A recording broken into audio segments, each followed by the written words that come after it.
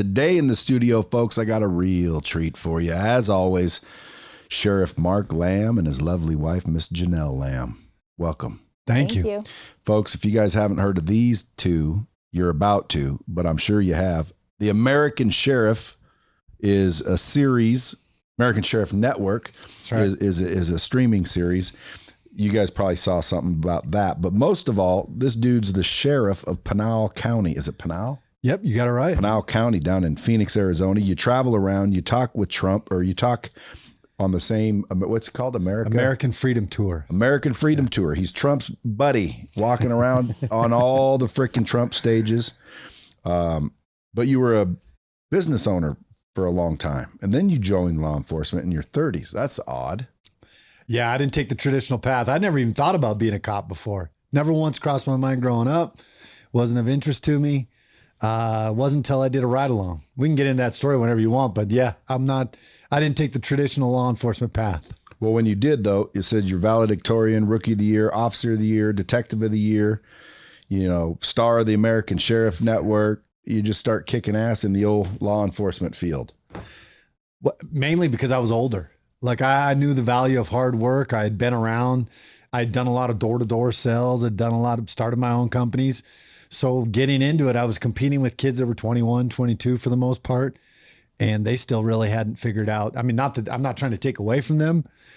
There's a big difference when, 10 years advantage of how important hard work is and focusing on your craft. Now, you guys been married forever. Almost 28 years this year. Dude, see, that's like a record. 28 years of marriage. Where'd you guys meet? In Tempe at ASU. It was a church institute dance. Went out, asked her to dance, and took her out for a ride in my Jeep. Brought her back, and I was like, you know what? I'm going to ask this girl out. So I called her the next day. We dated for about 2 weeks, almost every night. But I was scheduled to move to Panama.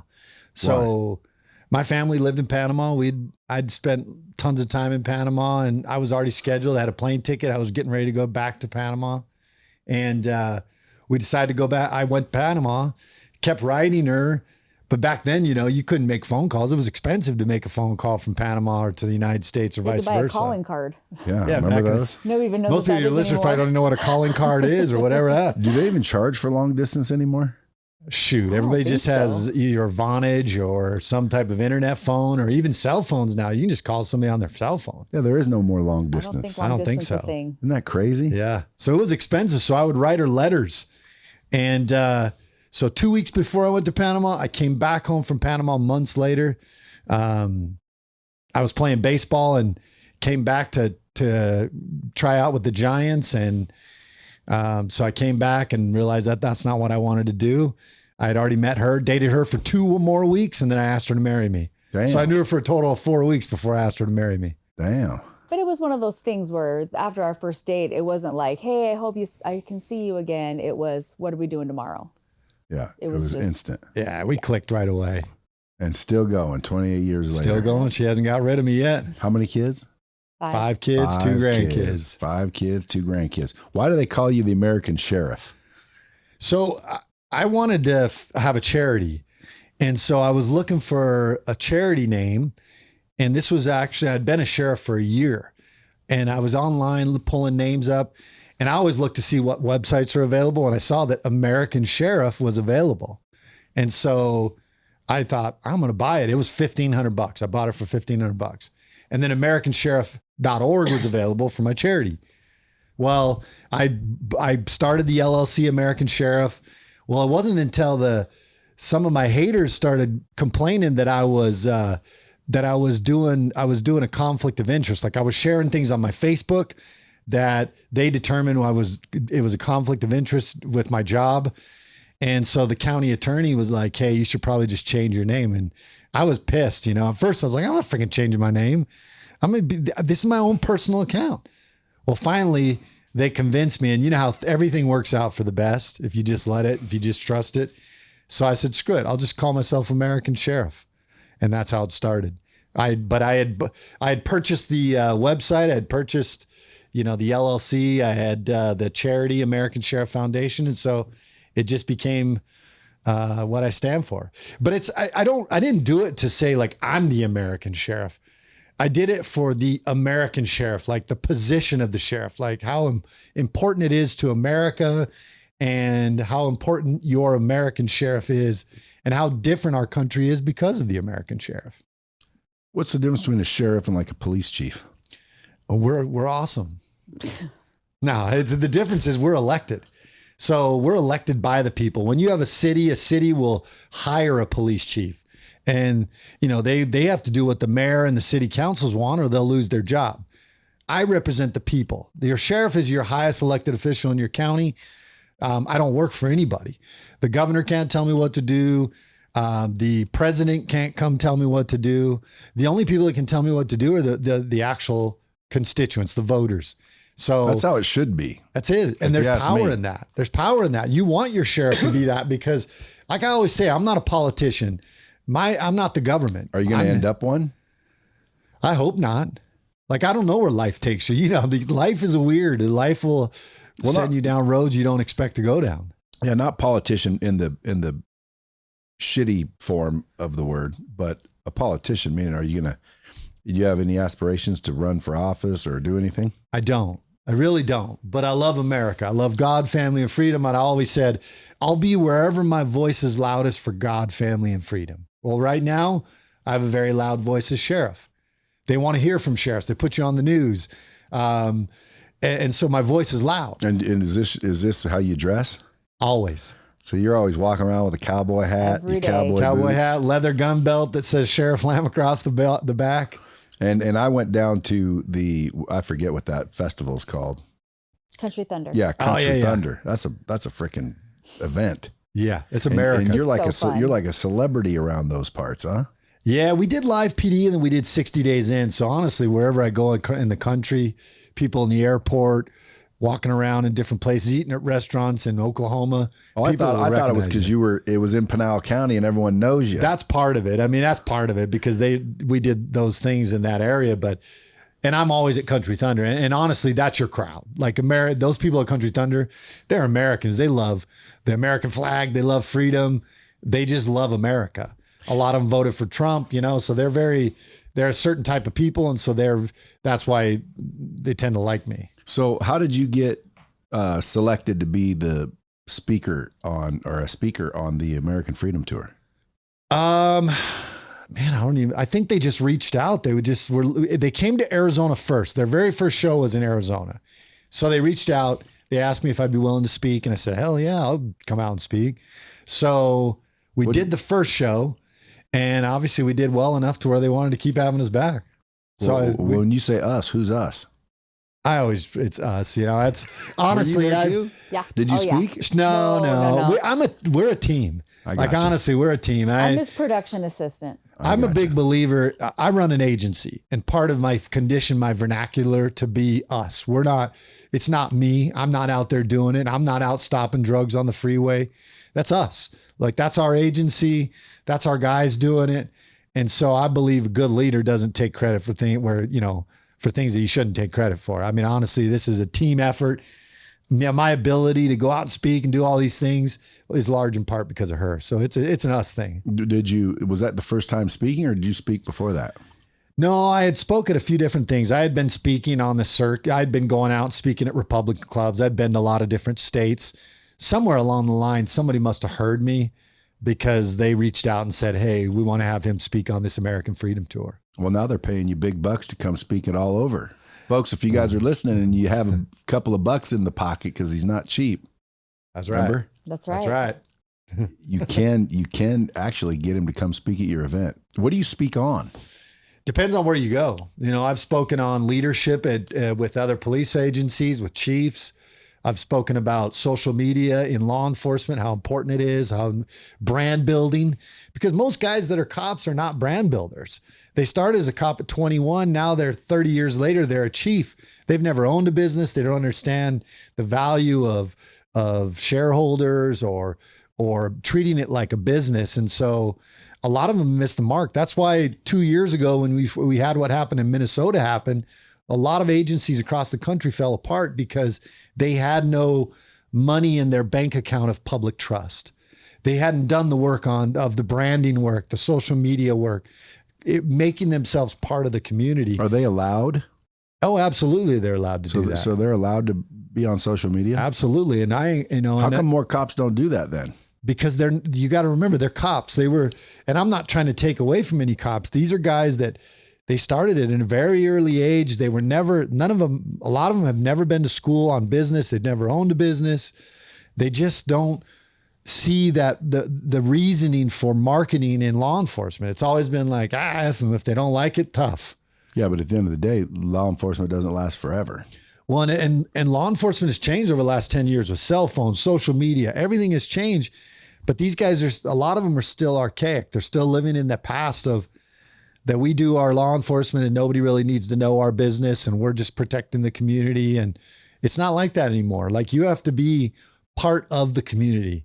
And so I talk a lot about that too. Yeah. If you're doing it right. If you're doing it right. And then I talk about freedom. I talk about America, freedom. I love what this country was founded on, the founding fathers, the principles, the sacrifices that went into building this country. So if I'm at a Republican club, I'll talk about that stuff. And I'll talk about border and rule of law. If I'm talking to cops, I might talk about social media or leadership. So it just depends on where I go.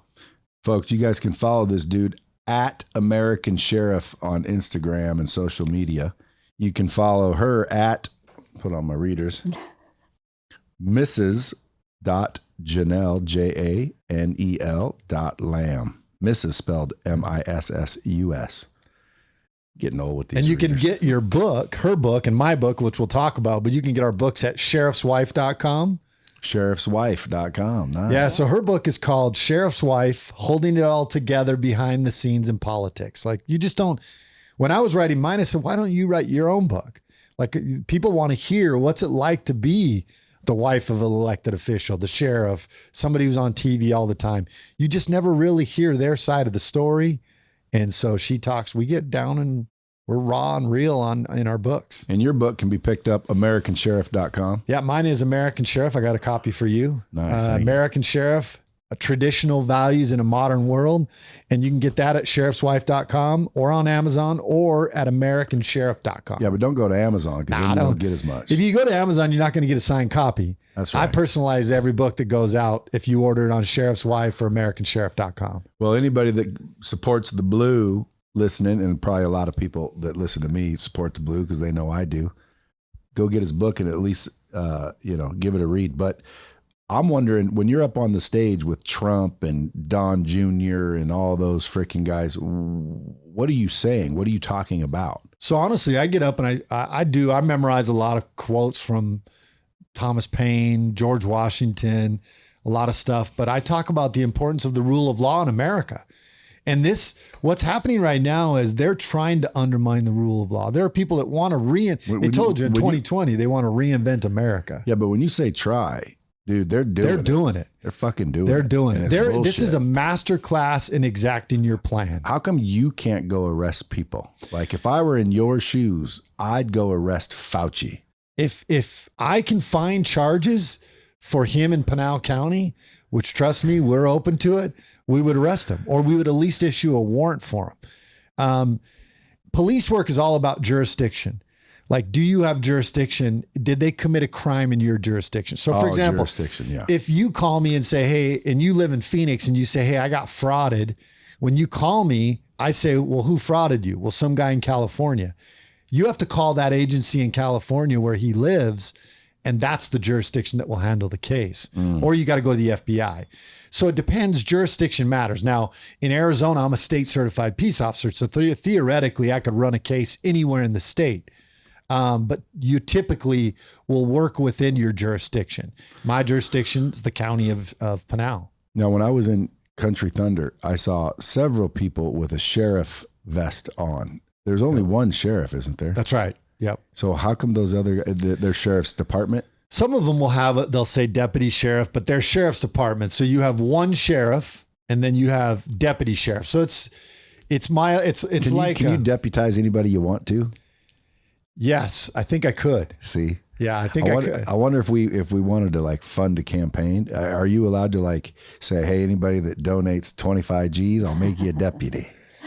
I probably could. I mean, it would probably be some major backlash to that. So the sheriff can deputize anybody. Now, I think your powers would only be within Pinal County. Oh. So in Arizona, there's two ways to be a law enforcement officer. Either you're AZ post certified, which means you've been through an academy, but that doesn't make you a cop. You have to get somebody to hire you even if you've been through the academy. So you got to be AZ post certified, or you have to be the elected sheriff. So for example, you could never have been a cop.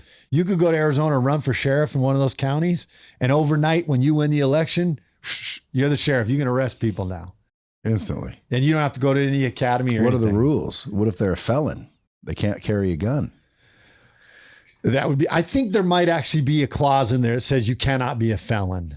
But you could have had, I think, some misdemeanors. Huh? Hey, look, the power of the vote, man. Yeah, but here's what I say. I think a lot of people are felons that just didn't get caught. Anybody who tells you they haven't broken the law is lying. Everybody at some point has broken some law. And many have committed felonies. They just never got caught. They weren't charged for 100%. it. Taking a pill. For example, I'll give you an example. One of the things that's very common, you have a back pain or whatever. I point to her because my wife is struggling with a back pain today. But let's say you go to a friend's house and the friend's like, hey, I'll give you a pill for that. That's a felony. Period. That's a felony. Now, is it a malicious felony? No, but does it qualify as a felony? Yeah, it qualifies as a felony for both parts. Theoretically. So if Fauci's in Arizona and someone gives him a pill, that's a crime. Well, Fauci could have problems because Fauci, you have to look at the fraud piece of it, because the government was incentivizing hospitals to claim COVID issues and all of this. So that whole thing is wrought for fraud. I think if you were to crack into it and really get into it, you'd probably find quite a bit of fraud on sure. the hospital's parts. And I actually went to our public health when this was going on, and I said, hey, look, I'm strongly considering running an investigation on all the hospitals for fraud. If I find out that any of them have claimed COVID deaths where it wasn't COVID that was the primary cause of death, then because they're being incentivized, they were getting paid to claim COVID deaths. And if you think there was a fraud, you're kidding yourself. 100%. Yeah. What I don't understand is, how is everybody above the law?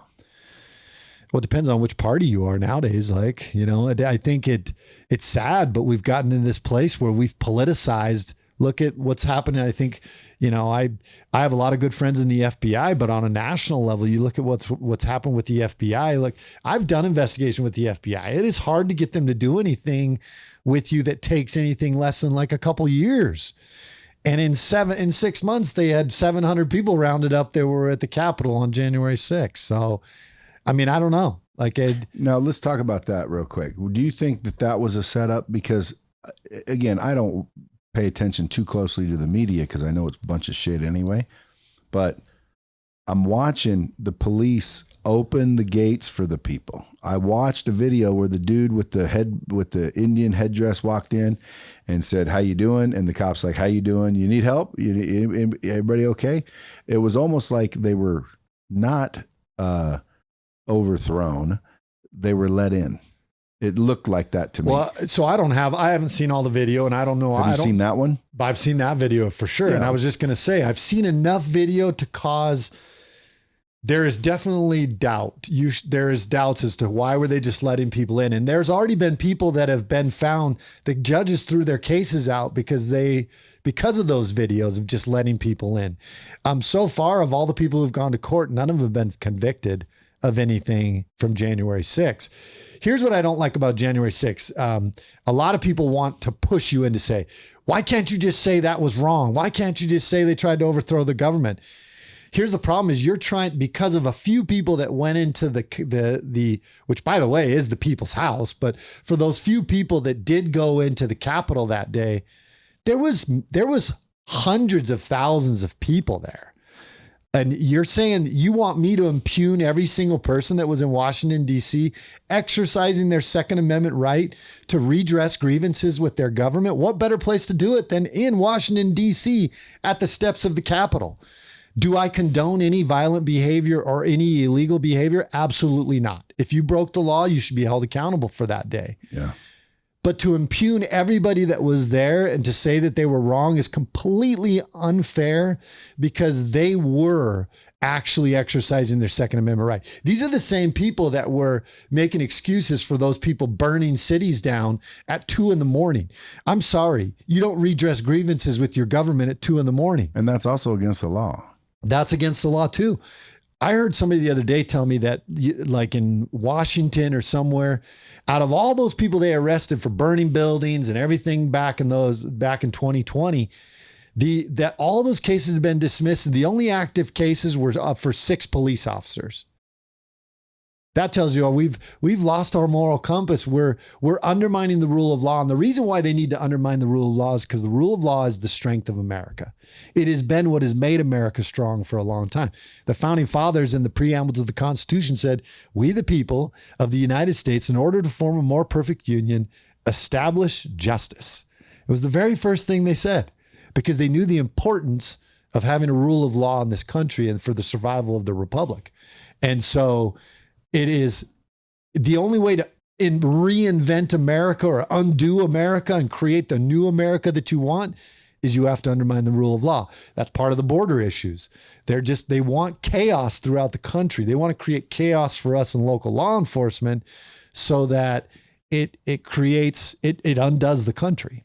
Now you got a little border in Arizona. We don't have border in ours. We're about 50 to 60 miles off the border, but we have an Indian reservation on the south end of our county, which actually goes into Mexico. And so here's the 2 issues we have in my county. They say that almost 50% of the drugs that come into America come through Arizona's borders. Wow. Almost 50%. I would contend, why so? Because it's so porous. There's so many open spots that they can bring those drugs through. So they can just come through the deserts. They can come through the reservation. There's almost 80 miles of reservation border that has 0 fence. It has 3 strands of barbed wire fence at best, maybe some Normandy barrier. That's it. So of that, 50% of all the illegal drugs in America come through Arizona's borders. I would venture to say that 80+% of that comes through my county at some point, whether it's through the desert area on the south or whether it's through the I-10 freeway or the I-8 freeway. We are a main corridor for the transporting of drugs into America. But here's the key point. It's not staying in Arizona. It's not staying in my county. This is what most Americans don't realize. They watch on the news and they're like, "Oh man, I feel bad for Arizona and Texas. They're dealing with all those illegal immigrants, or, the people coming to this country illegally, the human trafficking, the drug trafficking." But what happens in my backyard will be in your front yard tomorrow. It is not designed to stay in my county. As a matter of fact, 99.9% of it is going to be filtered throughout the rest of America. So this is an America problem that we're dealing with. What can someone do, like as just a normal civilian? Well, we have an opportunity this year to vote these knuckleheads out. We've got these people have not served us well. And I'm talking Republicans and Democrats. But what if it's, because I believe people think I'm nuts. And here's what's crazy. Like, I talk to some pretty intelligent, wealthy, successful people that don't like Trump. They think he's a piece of shit. And when I say I think the election was stolen, they think I'm fucking crazy. And I swear, if I had to pick all my life, I had to pick whether it was stolen, like there was fraud, or there wasn't fraud, and I was going to die if I was wrong. I would pick it was fraudulent. No question. Don't forget the people on the left were crying foul for many, many years. Every election they say that they get cheated. All of a sudden, this was the most secure election, which is a bunch of BS. This was the most unsecure election. And there's a movie coming out called 2000 Mules, and you're going to see how unsecure it was. They have people, they track their phones of all these people ballot dumping into these ballot boxes every single day. So, I agree with you. This was not a secure election. It was not, some of those things were nearly statistically impossible for Trump to lose in those things. Now, what I would say for those people who don't like President Trump, here's the problem is the majority of them are only going off of what they see in the media. Which is against us. And it's against him. Like, they've painted him into being this monster that he was, or that he's not. They painted him into being some type of monster. And there's a lot of Republicans. Now, do I agree of punching down at people that, that tick you off. But here's what I would ask you is, how would you treat people that went after your wife and your children mercilessly? I'd probably just grab them by the pussy. Well, here's the other thing too. Let me give you an analogy. For anybody of you who don't like President Trump, I've met him personally on many times. And until you've met him personally, I would ask you to reserve judgment. But number two, for one, because I think this is a man who loves America. He loves freedom. He loves the American people. Yeah, he's a billionaire. Like, he's a business guy he's a real estate developer from New York. If you don't think he's going to be tough, I don't know what they're not soft in that city, and neither are those real estate developers in that city. You got to be a barracuda out there. But here's what I would ask anybody. Have you ever been to a junkyard where there was a dog with no teeth guarding it? No. No, because a dog with no teeth does no good. That dog may growl at you and he may nip at you and bite and bark at you, but you know what? Ain't nobody getting into that junkyard. Well, now we got some senile old dog with no teeth laying up on the front porch, and everybody's walking in and out of the junkyard taking whatever they want. So whether you like him or not, that guy was protecting this country, and he was protecting the American people, and he did it. He didn't even take money for it. You don't have to agree with everything. You don't have to agree with everything he says. I wish they would have just judged him on his merits, because the economy was good. He did what he promised to do. There's a lot of things I wish he would have done different too, but we're never going to see eye to eye on everything. That's not how America works. Yeah. So I just, for those people out there, he was much better than what we have. And just because they didn't like how he talked to other people, we put our country, we basically flushed our country down the drain. Well, in my mind, tell me if I'm wrong, when it comes to the powerful people that didn't like him, it had nothing to do with him grabbing people by the pussy. No. Or how look, those people are the worst. I knew people that knew John McCain. John McCain dropped the F-bomb every other word, according to them, and then just would get into public and wouldn't say it. For them to pretend like they don't say things like that. Yeah, but I don't think that's why they don't like him. No, that's not why they don't like him, but they used it they knew that the average housewife across America wouldn't like that. And that was just one of the arrows in their quiver they used. Well, I don't want a black helicopter coming out of the sky, unmarked, to get rid of me. But in my opinion, they got rid of him because he was upsetting the old school business model, which was getting everybody paid in a big way. Because in my mind, the whole fucking shebang is crooked. Do you? And his ass didn't need the money. So he was in there going, nope, that's bullshit. That's scam. That's a scam. And these guys, they were just both Republican parties and Democrats were saying, what the hell? This guy's screwing up our business. Hey, I know you like to read. Have you ever read Democracy in America? No. So it's Alexis de Tocqueville. He wrote it in the early 1800s. The French government actually sent Alexis de Tocqueville to America to understand the American Republic. It was after they had formed it, the Constitution. And one of my favorite quotes from his book is, he said, the American Republic will survive until the day Congress realizes they can bribe the public with the public's money. And that's what's happened. Congress and Senate realize they can bribe the public with the public's money. And Trump came in and upset that apple cart. And they were not about to have that. He was being undermined by, like you said, the people in the Republican Party, the Democrat Party. It's because it breaks up that good old boy system, that whole bribing the people with the people's money that they've had going on for a long time. And they had the tools through social media and media to paint him a picture of him that just wasn't true. Yeah. When you actually meet the person and know the person, that guy did far more on a personal basis you don't even know about, of helping people, paying people for cancer treatments, buying people's houses off. This man is as generous to a fault. And they painted a picture of him that was like he was just some crazy tyrant, that he was just bloodthirsty. And it wasn't the case. We never got into war. We got out of wars. Everything he did was the opposite of what they were saying he was. Yeah. Or what they were fearing if he were to win. What I think's funny is when you go back and look at all the videos where they're literally laughing. He's never going to win. He will never win. And then he won. But how did he win, but not now? Like, why didn't they steal it then? I think they tried. I just don't think they did enough. I think that they fully expected. So they underestimated. They didn't. I think he won by such a large margin. They underestimated the margin. Look, in Arizona, there's just no way Biden won Arizona. There's just no way. Like I was always around and about. I never saw any Biden stickers. One time I went into one rich neighborhood and I saw a couple Biden signs. Other than that, that was it. I remember one day the vice president, Pence, came into town in 2020 and we had an event and we went to the event. And at that event, there was probably 10, 20,000 people. The very same day, at the same time, there was an event going on with Joe Biden and Kamala Harris at that event. I think they had like 12 people show up.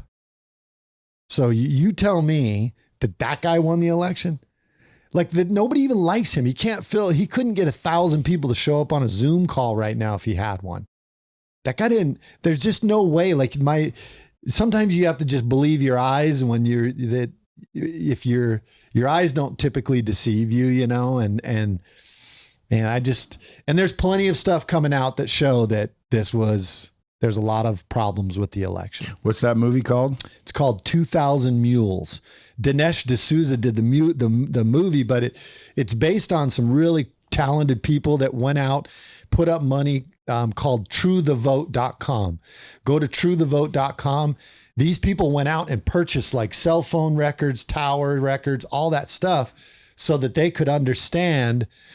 So they were tracking people's cell phone records and they were figuring out who was dropping ballots off. So these 2,000 mules that you see, these are people that I think the criteria was they had to go to at least 20 different ballot boxes and they had to go X amount of times before they would even consider them a mule. And they were doing it in Georgia, Wisconsin. They had over 1,100 mules alone in Pennsylvania and in Arizona as well. You think COVID was created to do the whole mail out thing?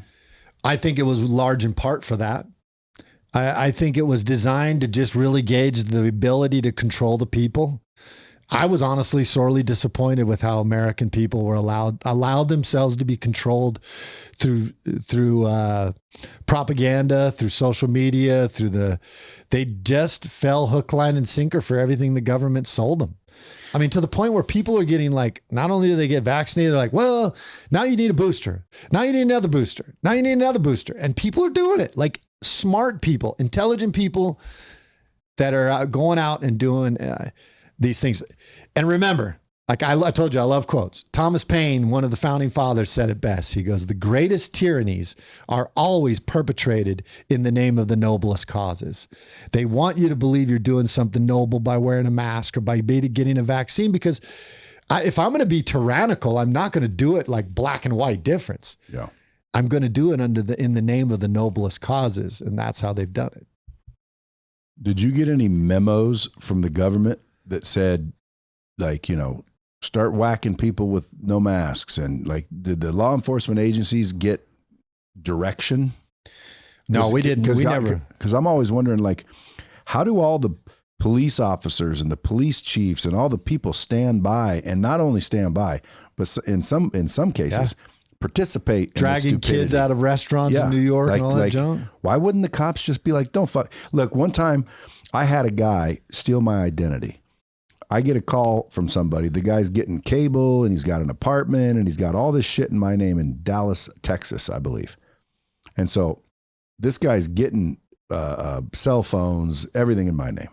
So I'm getting calls. I call the police in Dallas, Texas, and I say, here's the address. They're installing cable today. The cable company called me to see if I was, going to be there to install my cable.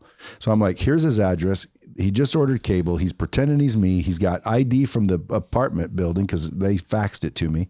It was a black dude with my name. And I'm like, in social and everything. And I said, and I called the police and I said, go here to this address and bust his ass. He's here waiting on shit to be installed right now. They wouldn't do anything about it.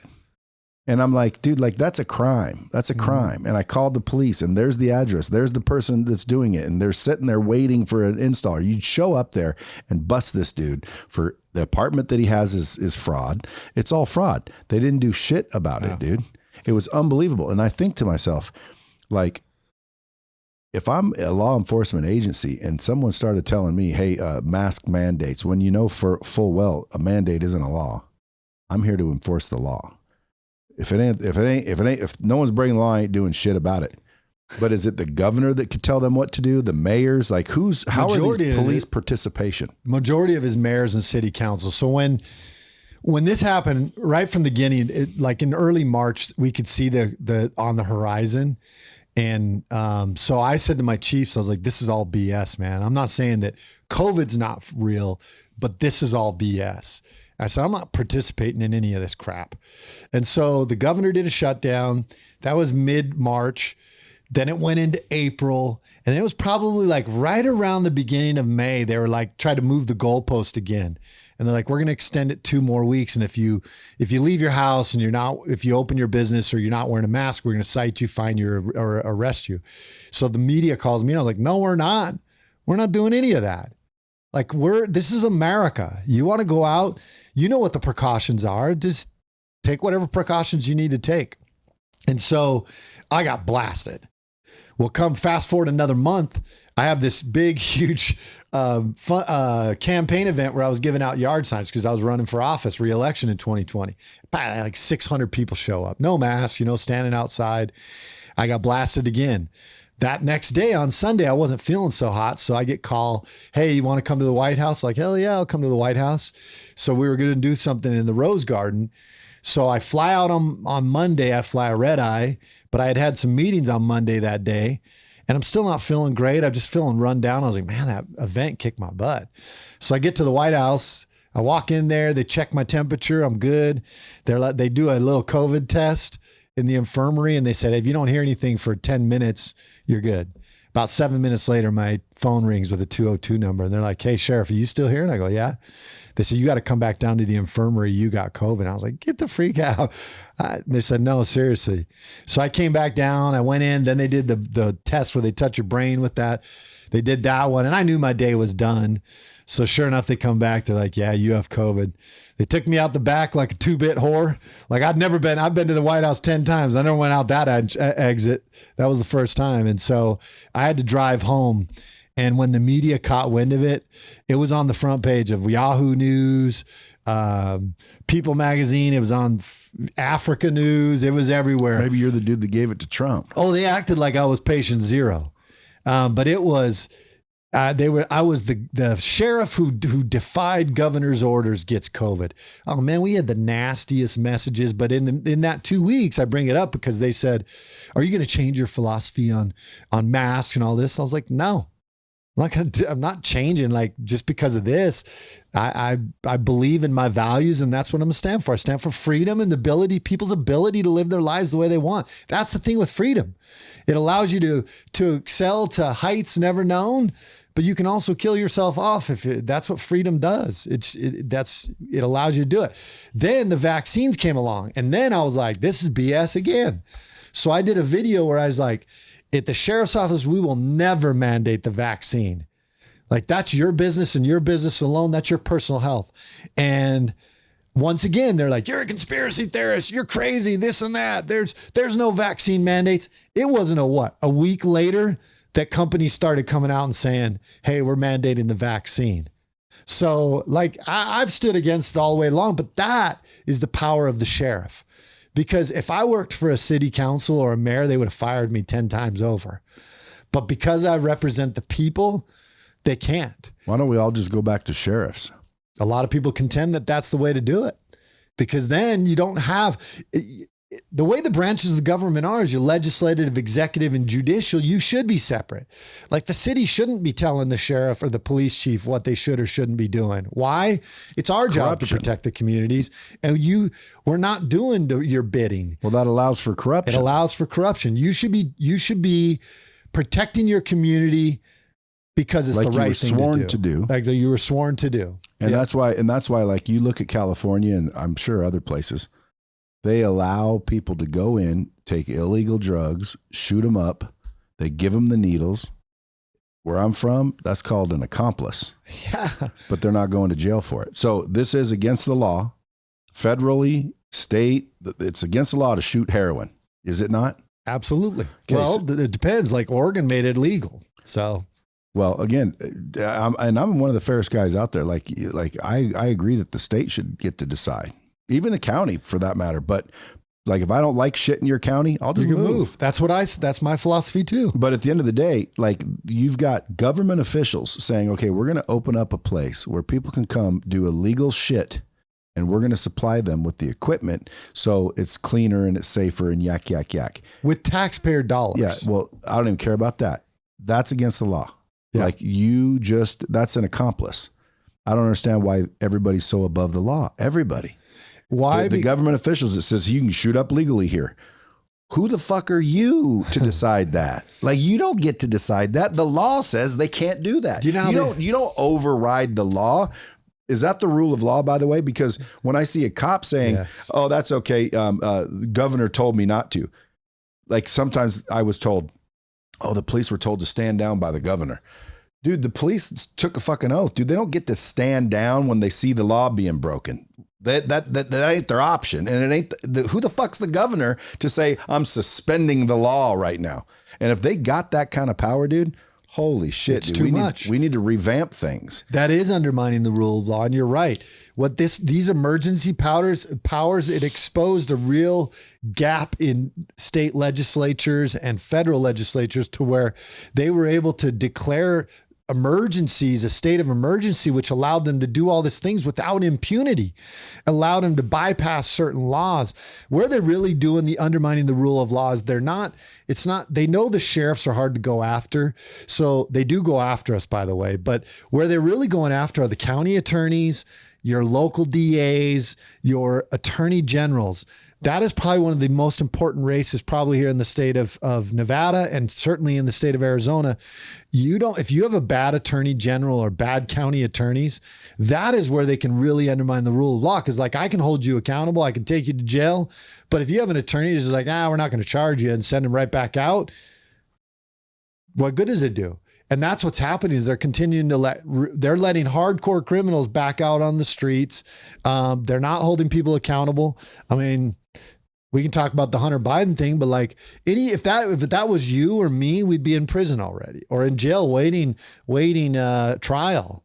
But because of who the people are, we've allowed the elitists to get by with everything. Yeah, but like Joe or somebody called somebody that said, I'm not doing anything. Now that person, whether you even call, you don't even need to call. You might just be like, I'm not going to go against the president. I don't want the wrath of the president on me. And some people are just, frankly, they're just scared. Like there's no courage. Like there's not a lot of people with courage in this country. They're willing to do what's right. Despite I think there is though. There is, but they need somebody else with courage to stand up so they can be like, yeah, I'm with that guy. Like, and that's one of the things that I've always done is my wife and I and my family have had this conversation a lot. I have a shirt. My brand is Fear Not Do Right. Like I wear it. Fear not, do right. We're going to do what's right, no matter what the costs are. That's what courageous means. It means not deterred by danger or pain. And we're in a time in this country where we're testing our courage of the American people, and some people are failing the test and some people are rising to the occasion. But people, the average person is looking for somebody with courage that they can get behind. And we try to just stand up for what is right. And we just trust that on the backside, things will be okay. And in the end, if they're not, then they are the way they're supposed to be. So if shit hit the fan and there was like anarchy to where like, the rule of law is out the window. Everybody's out for themselves. People are getting robbed. Not enough cops to help. Cops ain't helping anyway. Like anarchy. What then? Well, I'm in it for the long haul. In anarchy, I'm going to try to do my job till the very end. But what's going to happen is you kind of asked this question before. You alluded like, what can the average person do? Americans need to remember this is their country. I always tell the story that Jordan Peterson tells that it's why zebras have stripes. Have you heard him tell this? No. So he says, why do zebras have stripes? You know, because some people say, well, it's camouflage. No, it's not. If it was camouflage, it'd be tan like a lion. A lion can be in the bushes 5 feet in front of you and you don't see him. But a zebra you can see from 5 miles away. So it's not camouflage. So the scientist goes out, he wants to understand why zebras have stripes. So he goes out, he's watching this zebra in the herd, and he looks down, he makes a note, and he looks back up, and he's like, crap, where'd that zebra go? Mixed in with the rest of the herd. So then he says, okay, I'm going to go out, I'm going to paint some of these zebras. Takes a red barrel bucket of paint, takes his Jeep out there, paints the X on a few of the butts of a few of the zebras.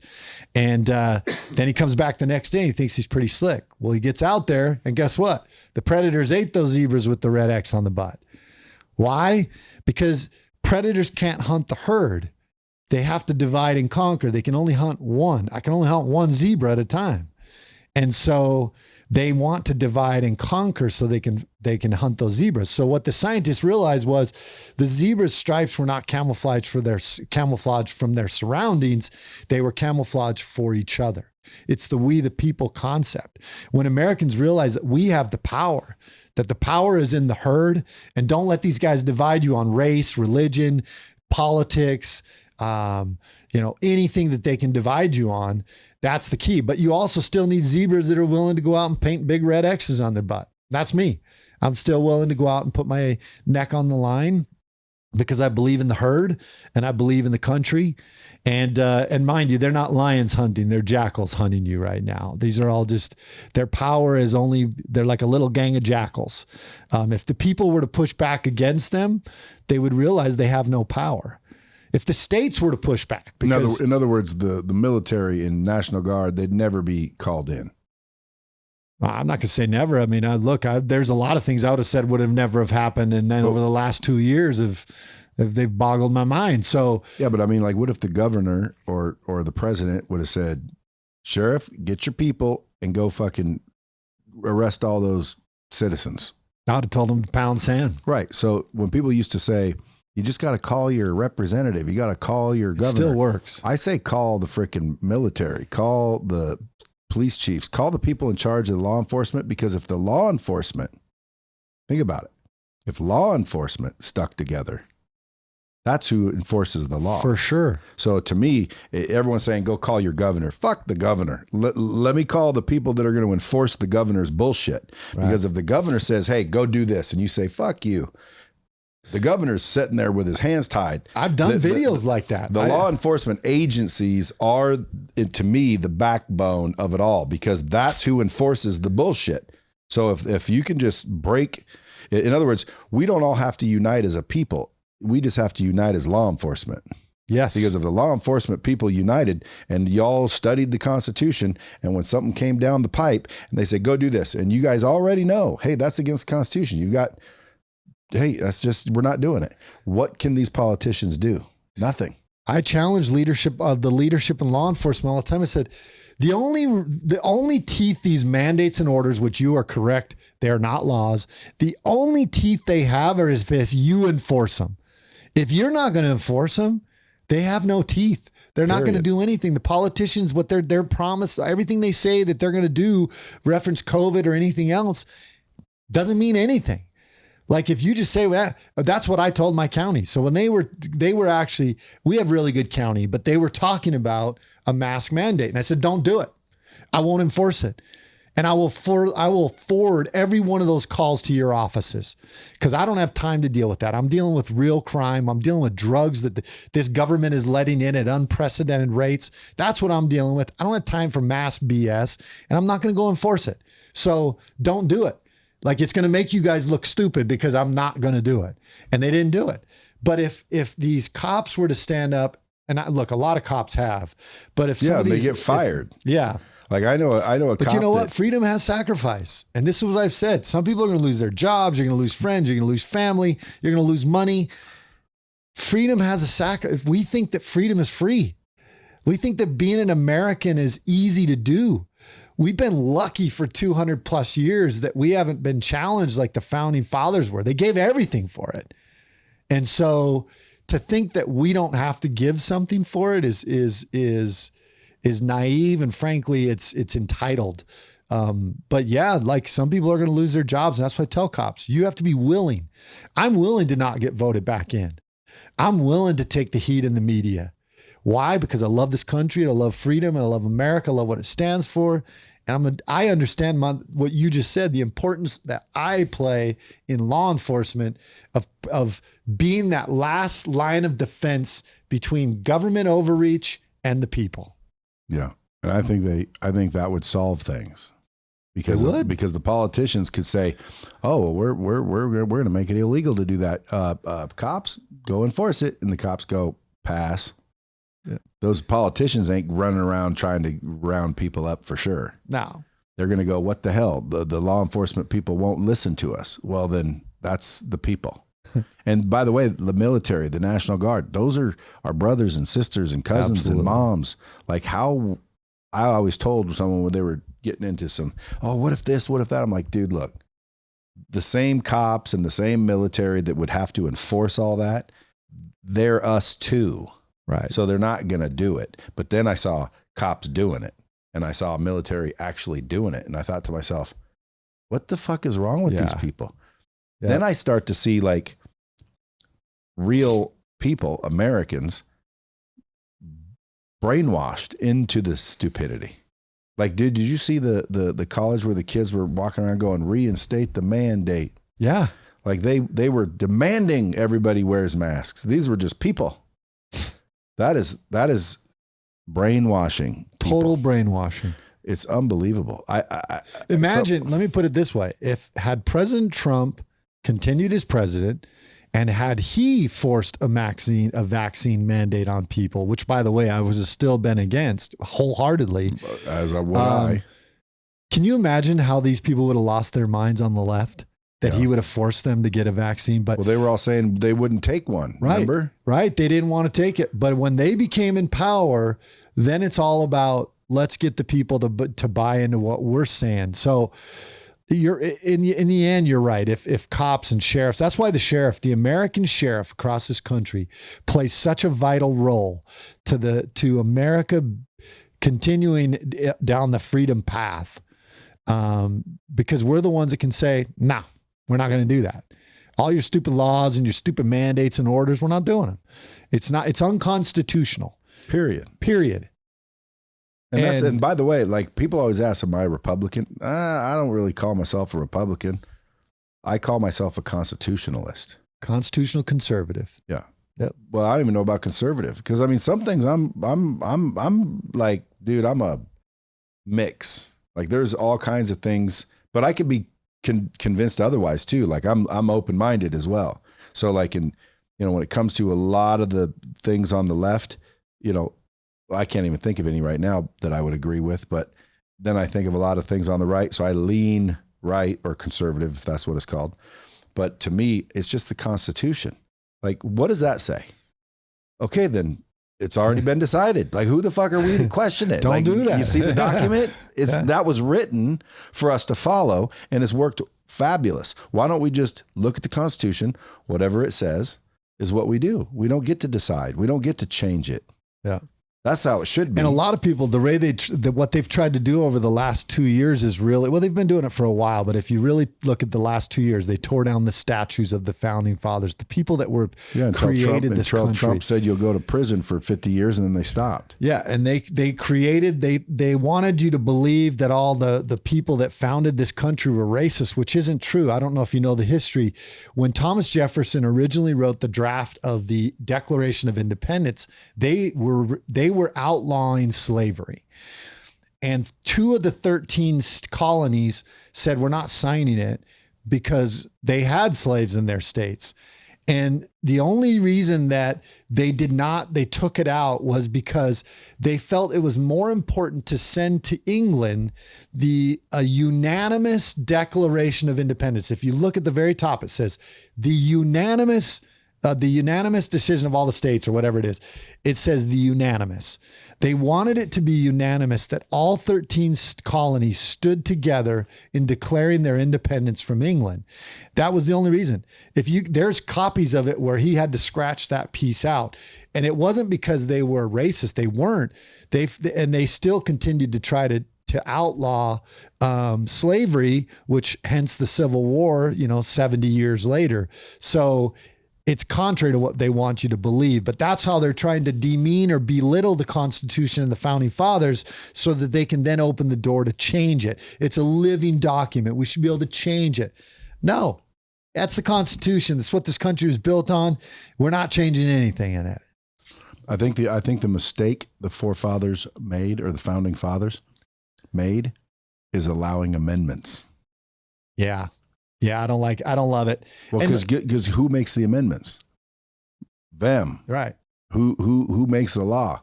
They do. So anytime a law is like against them, they're not going to change that shit. So you got to go to the very people to change a law, to go against the very people who get to decide if it's a law.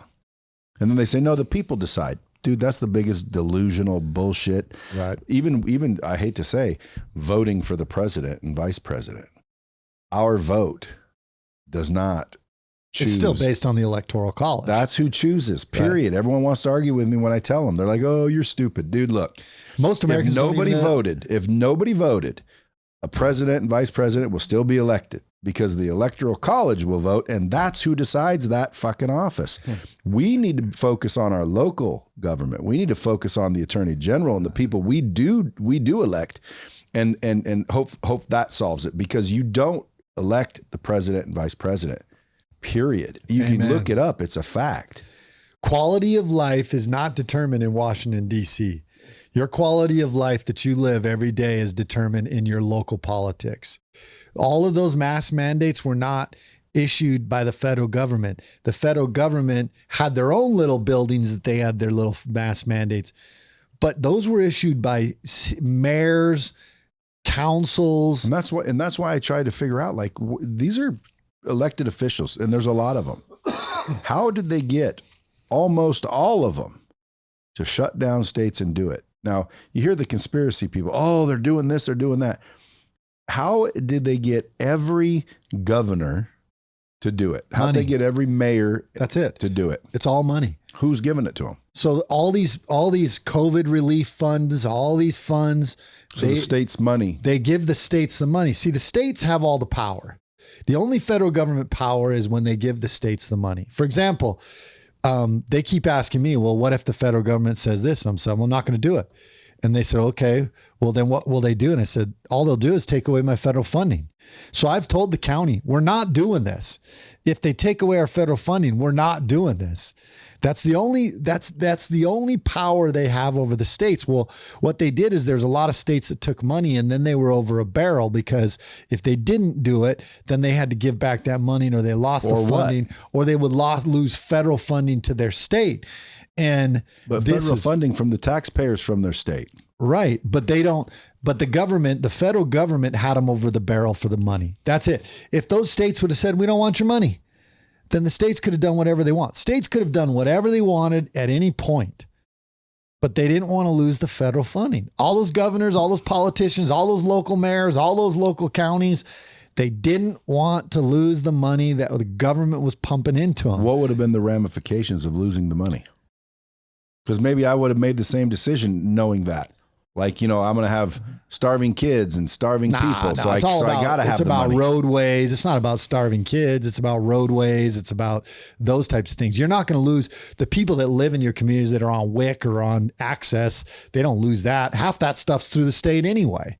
But they'll lose federal funding for roadways. They lose federal funding for COVID relief, for hospitals, for all this stuff. Is there any oversight on that funding to where it goes to where it's supposed to go? Well, clearly the oversight isn't good, because even the government estimates that there was billions of dollars of fraud that took place on that. Well, so they gave companies millions of dollars, and then you don't have to pay it back. Right. Don't have to pay it back. I was a recipient. I'm happy. But at the end of the day, why wouldn't I have to pay it back? Number one. Number two, they gave us money. We filed just like everybody else. They gave us money. I didn't need the money. Well, why'd you file then? Fuck you, because they said I could. Yeah. Just like if they said, hey, you write this off on your taxes. I'm not going to not write it off on my taxes. And I'm about paying taxes, meaning my goal is to be the number one largest taxpayer in the United States. That's a good Wouldn't goal. that be cool? Yeah. You What got if some you were- stiff competition. Dude, but wouldn't it be That cool? would be Everyone's cool. like, are you nuts? Dude, if I'm paying the most taxes, it means I'm making the most money. Yeah. But I don't think there's anything anyone can do until we, the people, see, here's what I think. We, the people, which is in charge, are non-existent anymore. Why? Well, because they cannot get the people unified. That's right. Meaning, if I'm in the government, we can hold a meeting, call Congress in, stamp it, and prove we all said this, right? It's pretty easy. There's only, 535 reps up there, right? How many are there? 535, I think. 535, and then obviously 100 senators. Okay, so they can prove this is what we've all agreed. We, the people, have no system like that. We can't all prove that we agree. Like, hey, we agree, whatever we agree to, we decided, and here's our proof that we decided. We don't have that. Well, They that's the difference between a democracy and a republic. I know, but they have the proof. So when they say this was a law, we all decided. Who the fuck is we? You got a turd in your pocket, bro? We're in charge. We didn't even get asked. Or it was slid, on page 641 on a bill. Like, for example, a speed limit. You ever vote on a speed limit? No. Who the fuck decided the speed limit? Public Works. That's my point. Like, I didn't vote on a fucking speed limit. So there is no we. Yeah. If there was a we, we'd be in charge. That document says we the people, which was But in their theory, they'll say you did vote on the by on the voting speed some limit dickhead into because the you office. voted the dickheads in there.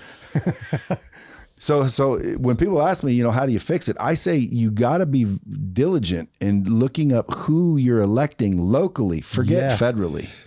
They pass very few laws, gun laws. Let me just say the Second Amendment. Okay. The Second Amendment is the same on the federal level. It varies from state to state because those states or those communities have passed laws that are more stringent as far as gun ownership. So that's my point, is what your local leadership, your state and local leadership have more impact on your daily life than those guys in Washington. But they want you to focus on how important it is to elect some congressman or senator. They pass like budgets and money bills, and yeah, they F it all up. But the local day-to-day stuff, your laws for speeding, driving, all that junk, that's all on the state. That's all on your local municipalities. That's you cleaning the trash in your yard. That's a city code. Those are code violations. Those are all done at a local level. And people don't realize how important that piece is. Well, proof of that is like when certain states started saying weed's legal. Federal government said, no, it isn't. They said, fuck you. Yes, it is. Yeah. And it was. Right. And now is it federally legal They yet? haven't quite done it. I know they're talking about it. And for your listeners, the reason why that's important is because, I don't know if it's important, but weed's legal in Arizona. But it's hard to regulate because it's a cash business. What that means is they don't allow them to deposit any of that money into a federal FDIC bank because federally it's illegal. So that's money from an illegal thing federally, but statewide it's legal. So they can't have bank accounts. So it's a cash business. So there's no way to know whether they're actually reporting all of their sales or not. And so it's wrought for fraud there too, or at least tax evasion or not reporting the proper, amount. But yeah, you're right. Like that's the difference is they can't put the money in a bank. They can put it in a local bank that's not FDIC insured. It's not a federal bank. They can put it in a local bank. Are there banks popping up for weed vendors? Oh, I'm sure there are. If there isn't, that's an opportunity. And make no mistake about it, the majority of the weed organization, even legal weed, is still controlled by the cartels. So anybody who thinks because you legalize marijuana in your state that you're eliminating the cartels business, no. They estimate that they control like 80% of the marijuana per trade in the legal marijuana trade in America. All you're doing is making it illegal for them to grow it and sell it here. Are you ever worried being the main agency with all those drugs coming through that you get like cartel killing you? We don't live scared. Honestly, we're just like, look, we're going to do our job. We're going to do what's right. And I don't have security detail. We, at our home, we tell our kids. It's on your right hip. Yeah, exactly. That's what people say. Where's your security? I go, right here. But a lot of these guys, I know a lot of guys with a much lesser, popularity footprint, or however you want to say it, like, where people would know you in public, that have security details. And I don't. Now the cartel knows that, now I hope they don't listen to your show. They may. Honestly, we live by faith. I don't live scared, man. That's the problem with Americans, is they're living scared. They're scared they're going to die of COVID. They're scared they're going to this or that or this or that. And when you do that, it opens the door for that people to take advantage of you. And if you just live believing that life is going to happen, I have three things I teach youth, but one of the things is, and I always tell them, this is the most important thing: surrender the outcome. Like, all you can control is your mindset, your attitude, your work output. Everything else is outside of your control. You just can't control it. And so trying to control that creates anxiety, depression, unhappiness. And so I always tell these kids, if you want to be happy in your life, just focus on what you can do, surrender the outcome, and let the rest be up to fate. I have we talked about as a man thinketh. And one of the quotes I always share is at the end of the book, and it's at the end of my book too. It says, keep your hand firmly upon the helm of thought. In the bark of your soul reclines the commanding master. He does but sleep. Wake him. Self-control is strength. Right thought is mastery. Calmness is power. Say unto your heart, peace be still. And that's the truth of it. Like, you just got to wake that commanding master up, get him up to the helm of the ship. Don't be scared. Fear is not going to stop death from finding you. Death will find you, whether you're sitting in the corner of your room in the dark in a closet. Death will find you when it's your time. There is no getting out of it. Fear not.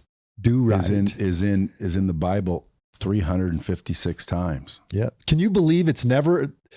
So when I founded Fear Not, Do Right, that's not in the Bible once, that combination.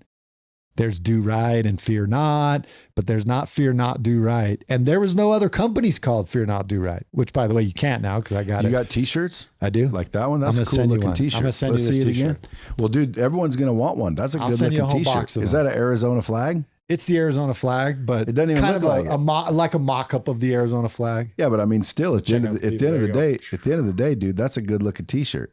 Yeah. We should, where do they go get those? So you can get it at fearnotdoright.com. Fearnotdoright.com. Well, you are an entrepreneur. I was going to ask you a bunch of business questions. I should have.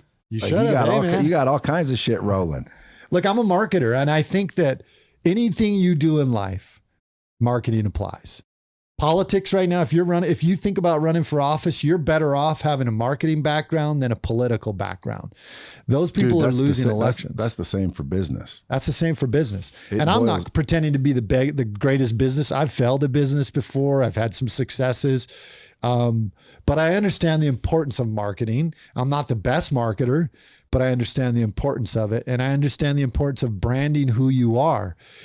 No matter what your status is in life, whether you're a salesman, whether you're a politician, whether you're a police officer, you can brand yourself. If you're a guy that works a beat in your own little town, brand yourself, man. Let those people know exactly who you are. There's power in that, and it opens doors. What are some tips for them? Be authentic. Be who you are. That's one of the biggest things I tell people. Everybody has different, trust me, I know this because I've been in law enforcement a long time. Every single person on this earth has different fingerprints, different DNA. Irises are all different, completely unique to the billions of people that are here on this earth. If that doesn't tell you the power and the majestic, whatever you believe in, the godliness of who you are and why you're here on this earth, that you have a specific purpose, then I'm sorry, I can't help you. Every single person is so unique and authentic, and you're doing the world an injustice and yourself an injustice by trying to be somebody that you're not. Be unique. And it's hard to do with social media now because people want to be like other people, and you've got to we talked about this. I try to take from all sorts of people and I apply it and try to fit it into my authenticity and really master my craft at whatever it is that I'm doing.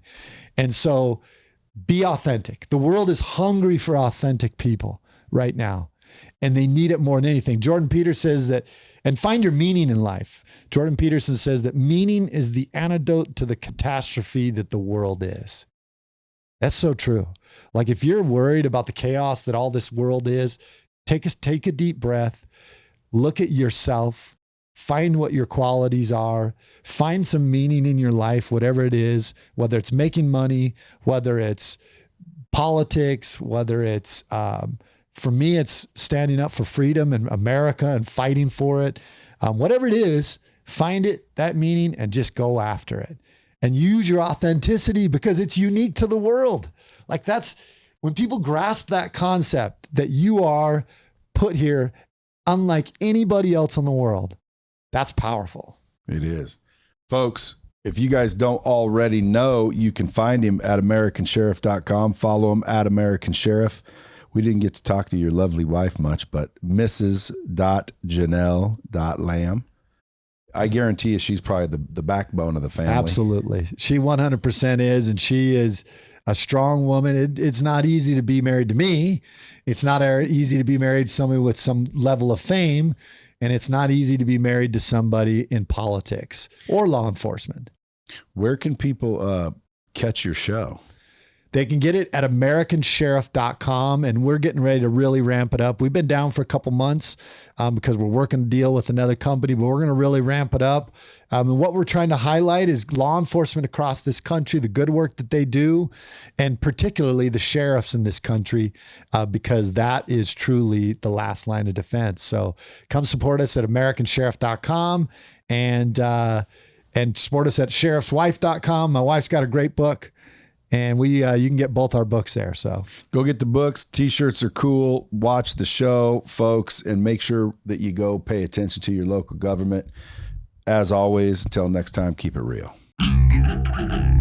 Dropping bombs with the real Bradley. Subscribe now.